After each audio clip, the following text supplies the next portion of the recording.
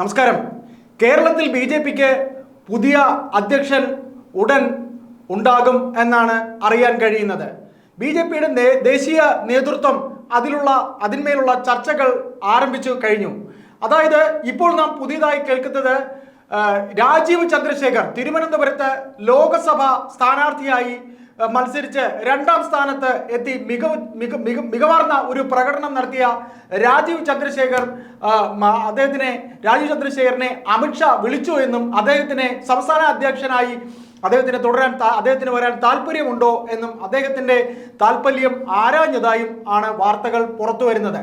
ഏതായാലും ബി.ജെ.പിയുടെ ദേശീയ തലത്തിൽ ബി.ജെ.പി എല്ലാ സംസ്ഥാനങ്ങളിലെയും അധ്യക്ഷന്മാരെ മാറ്റുന്നു.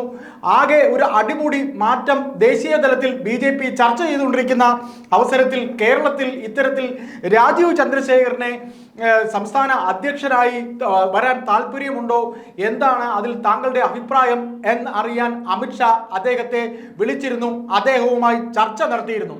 അതായത് വളരെ ചുരുങ്ങിയ ഒരു സമയമാണ് രാജീവ് ചന്ദ്രശേഖരന് തിരുവനന്തപുരത്ത് ബി.ജെ.പി സ്ഥാനാർത്ഥിയായി അദ്ദേഹത്തിന്റെ പേര് വരാൻ തന്നെ ലോകസഭയിൽ ആരായിരിക്കും സ്ഥാനാർത്ഥി എന്ന പേര് തന്നെ വരാൻ വൈകിയിരുന്നു. അപ്പോൾ അങ്ങനെ പേര് വരാൻ വൈകിയിട്ട് പോലും അദ്ദേഹം സ്ഥാനാർത്ഥിയായി വളരെ മികവാർന്ന ഒരു പ്രകടനമാണ് അദ്ദേഹം കാഴ്ചവെച്ചത്. ശശി തരൂരിന് വളരെ തുച്ഛമായ 7,000-8,000 വോട്ട് മാത്രമാണ് കിട്ടിയത്. അതും കോസ്റ്റൽ ഏരിയയിലെ വോട്ട് കൊണ്ട് മാത്രമാണ് തരൂർ ജയിച്ചത്.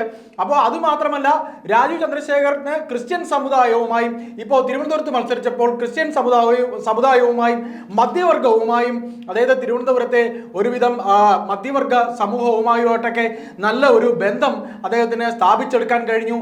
മാത്രമല്ല അദ്ദേഹം നല്ലൊരു IT വിദഗ്ധനാണ്. ഇങ്ങനെ കേരളത്തിലെ ബി.ജെ.പിയുടെ മറ്റു രാഷ്ട്രീയ സമവാക്യങ്ങളിൽ നിന്ന് മാറി നിൽക്കുന്ന ഒരു വ്യക്തി എന്ന രീതിയിൽ അദ്ദേഹത്തിനെ അമിത്ഷാ അദ്ദേഹത്തോട് ചോദിച്ചിരുന്നു. അപ്പോൾ അദ്ദേഹത്തിന് മുഴുവൻ സമയം കേരളത്തിൽ നിൽക്കാൻ കഴിയില്ല എന്ന ഒരു മറുപടി അദ്ദേഹത്തിന്റെ ഭാഗത്തു നിന്ന് ഉണ്ടായത് കൊണ്ട് തന്നെ ആ സ്ഥാനത്തേക്ക് താൻ വളരണോ വേണ്ടയോ എന്നൊരു ആശങ്ക അദ്ദേഹം അറിയിച്ചിട്ടുണ്ട്. എന്നാലും ദേശീയ നേതൃത്വം അദ്ദേഹത്തിനെ കൊണ്ടുവരണം എന്ന് ആലോചിക്കുന്നതിന് പിന്നിൽ കേരളത്തിലെ ഗ്രൂപ്പ് സമവാക്യങ്ങളുടെ മേൽ ഇത്തരത്തിലൊരു പേര് വരികയാണെങ്കിൽ ഈ ഗ്രൂപ്പ് സമവാക്യങ്ങളെ ഒക്കെ തന്നെ ഒന്ന് പൊളിച്ചെഴുതി വളരെ നല്ലൊരു പ്രാക്ടിക്കലായി വളരെ ലോജിക്കലായി കാര്യങ്ങൾ കൊണ്ടുപോകാൻ കഴിയുന്ന വിദ്യാസമ്പന്നനായ രാജീവ് ചന്ദ്രശേഖരനെ പോലെ ഒരു ആളിനെ, ഒരു പുതിയ മുഖത്തെ കേരള ഘടകത്തിന്റെ സംസ്ഥാന അധ്യക്ഷനായി വെക്കുന്നത് നല്ലതായിരിക്കും എന്നും അമിത്ഷാ കരുതുന്നു. എന്നാൽ ഒരുവേള അദ്ദേഹത്തിന് താല്പര്യമില്ല എന്നുണ്ടെങ്കിൽ MD രമേശിന്റെ പേരാണ് രണ്ടാമതായി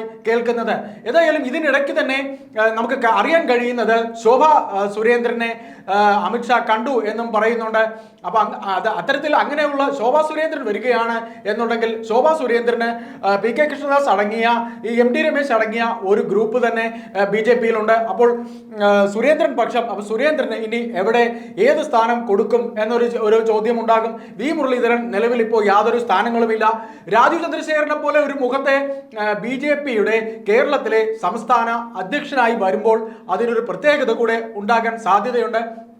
കേരളത്തിലെ ഇത്തരത്തിലുള്ള അതായത് ബി.ജെ.പിക്കകത്തുള്ള രാഷ്ട്രീയ പ്രശ്നങ്ങൾ അറിയാവുന്നത് കൊണ്ട് തന്നെ തനിക്കിത് ഹാൻഡിൽ ചെയ്യാൻ കഴിയുമോ എന്നൊരു ആശങ്ക അദ്ദേഹം ദേശീയ നേതൃത്വത്തെ അറിയിച്ചിട്ടുണ്ടായിരുന്നു. അപ്പോൾ അമിത്ഷാ അടങ്ങിയ ദേശീയ നേതൃത്വം എല്ലാവിധ സപ്പോർട്ടും അദ്ദേഹത്തിന് പ്രഖ്യാപിച്ചിട്ടുണ്ട്. പക്ഷേ എന്നിരിക്കലും അദ്ദേഹം ഈ സ്ഥാനത്തേക്ക്, കേരളത്തിലെ അധ്യക്ഷ സ്ഥാനത്തേക്ക് വരുമോ എന്നുള്ള കാര്യത്തിൽ ഒരു ആശങ്ക നിൽക്കുന്നുണ്ട്.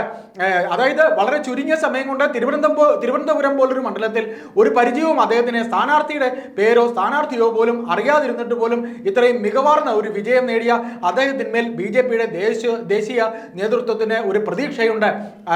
കൂടാതെ അദ്ദേഹം മത്സരിക്കുന്നില്ല എന്നുണ്ടെങ്കിൽ MD രമേശ് ആയിരിക്കും അധ്യക്ഷ സ്ഥാനത്തേക്ക് ഏറ്റവും പറ്റിയ ആള് എന്നൊരു ധാരണ കൂടെ ദേശീയ നേതൃത്വത്തിന് ഉണ്ടായിട്ടുണ്ട്. അപ്പോൾ രാജീവ് ചന്ദ്രശേഖർ വരുന്നു എന്നത് തന്നെ ഒരു പുതുമയുള്ള കാര്യമാണ്.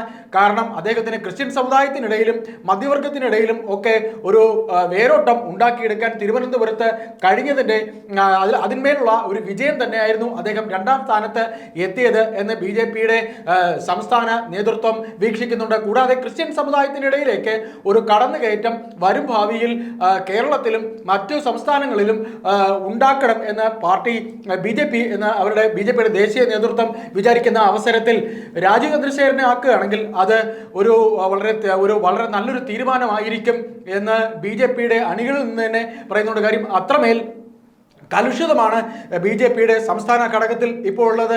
പാലക്കാട് അതായത് ലോക്സഭാ ഇലക്ഷനിൽ ഒട്ടുമിക്ക നിയമസഭാ മണ്ഡലങ്ങളിലും 2ാം സ്ഥാനത്ത് എത്തിയിരുന്ന ഈ പറയുന്ന പോലെ തിരുവനന്തപുരത്തെ രാജീവ് ചന്ദ്രശേഖർ എന്നപോലെ തന്നെ ആറ്റിങ്ങൽ തുടങ്ങി പല ലോക്സഭാ നിയോജക മണ്ഡലങ്ങളിലും 2ാം സ്ഥാനത്തെത്തിയ BJPക്ക് പാലക്കാട് ചേലക്കര തുടങ്ങിയ ഇടങ്ങൾ, ചേലക്കര പിന്നെയും കുറച്ച് വോട്ട് വർധന ഉണ്ടായിട്ടുണ്ടായിരുന്നു. എന്നാൽ പാലക്കാട് സംഭവിച്ചത് ഒരു വൻ വീഴ്ചയായി BJPയുടെ നേതൃത്വം വിലയിരുത്തുന്നുണ്ട്.